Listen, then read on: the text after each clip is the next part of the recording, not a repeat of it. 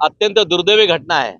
बापाला एक आधार म्हणून मुलाचा एक बाप मुलाला जन्म देतो आणि तो मुलगा जर बापाच्या खांद्यावर जातोय याच्यापेक्षा दुसरी दुःखद घटना कुठलीच नाही। मी पोलीस प्रशासनाला विनंती करतो किंवा त्यांना आवाहन करतो की तुम्ही पण तुमच्या मुलाचे बाप आहात। एखाद्या बापाचा आधार जातोय आणि त्या आधाराला तुम्ही जर शासन जर त्याला मदत करायचं बापाला त्याला धीर देत नसेल आणि कायद्यावरती पळवाट काढून जर प्रशासन जर अशा प्रकारचे वागत असेल तर ही संधी तुमच्यावर पण येणार आहे। कालांतराने पैसेवाले लोक आपल्या मुलाला उडवून जातील। तो कुठल्या ड्रग्स ऍडिक्ट आहे की या प्रकारचं चौकशी सुद्धा होत नाही। ही दुर्दैव आहे।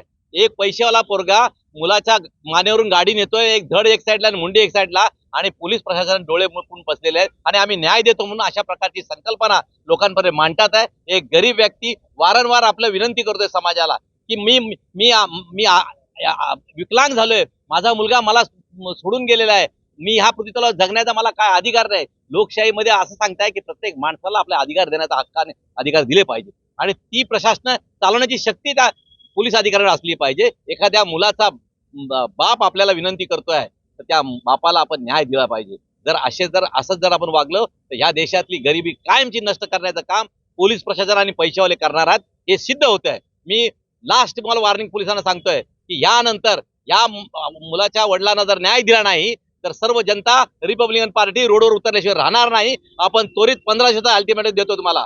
15 दिवसानंतर जर ह्या मुलाच्या बापाला न्याय देत नसेल तर संपूर्ण रिपब्लिकन पक्षाचे सर्व कार्यकर्ते रोडवरून चक्का जाम केल्याशिवाय राहणार नाही। ही आमची आग्रहाची विनंती आहे आणि पोलिसांनी त्याच्या बापाला बोलून त्यांना न्याय दिला पाहिजे ही आमची शेवटची मागणी आहे। या मागणीला जर दुजोरा दिला नाही तर मी पोलीस कमिशनरच्या दालनामध्ये जाऊन आंदोलन केल्याशिवाय राहणार नाही।